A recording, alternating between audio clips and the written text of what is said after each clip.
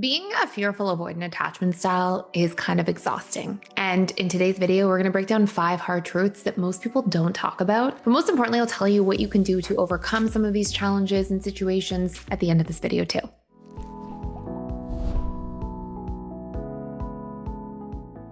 So first hard truth that I think is so important to recognize and just the impact is that you deeply want closeness. I think fearful avoidants are wired for depth. They don't do superficiality well.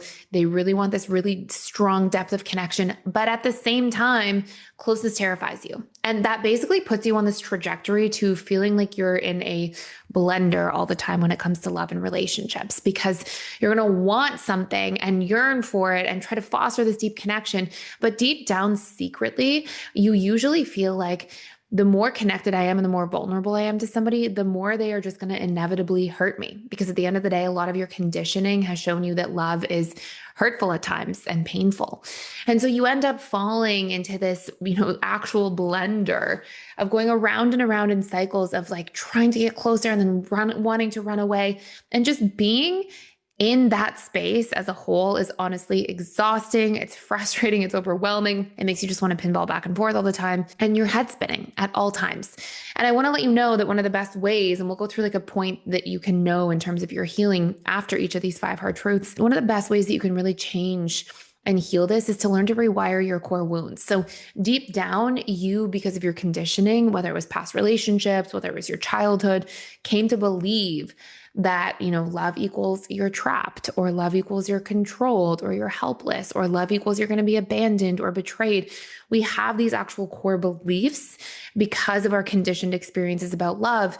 And, as long as those things are still living in our subconscious mind, they will affect every other part of us. They'll affect our nervous system, our body, our ability to self-soothe and regulate. They'll affect our behaviors. And you can actually rewire those things, and it's not even that hard to do. But that's one way out that will really create a lot of emotional freedom.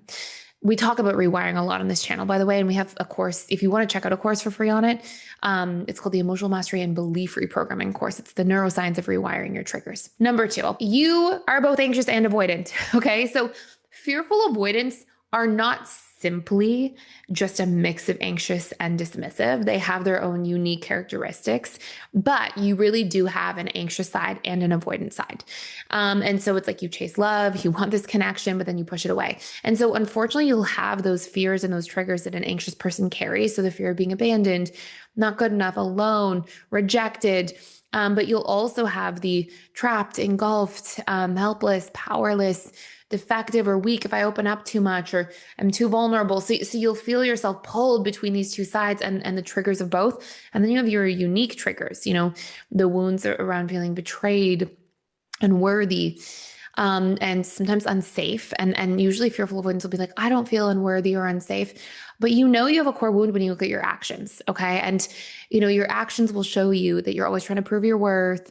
Often that you're very reactive, which actually comes from a place of unsafety. If you have a lot of strong fight, flight, freeze, and fawn responses, that's because there's first this perception that trends towards seeing things as being really unsafe when they happen, that then catalyzes this strong response into fight or into flight or into freeze or into fawn and this people-pleasing mode. And so, you'll see those things in your behavior, even if you don't necessarily notice them, in terms of how you're emotionally experiencing things. Number 3, a lot of times fearful avoidance, because they have a subconscious comfort zone of caretaking, they often end up in one-way relationships. So a lot of times you may find yourself in a position where you overgive and you underreceive. And honestly, you kind of do this to prove your worth and to earn your worth, because deep down, if you have a deep core wound around unworthiness, you're going to feel not worthy of love for who you are and how you are.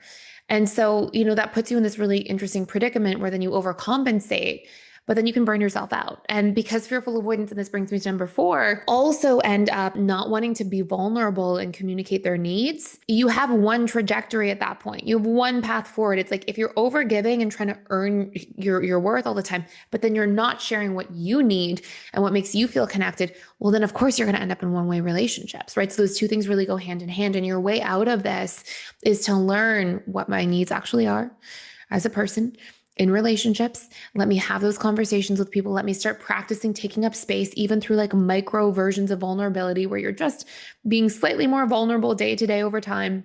And as you do that, you can actually get into reciprocity where you're giving and you're receiving. And when you rewire your core wounds, like we talked about, then all of a sudden you don't feel so afraid of vulnerability, so afraid of taking up space, so afraid of being abandoned. And so you'll feel like you can step more into your authentic self.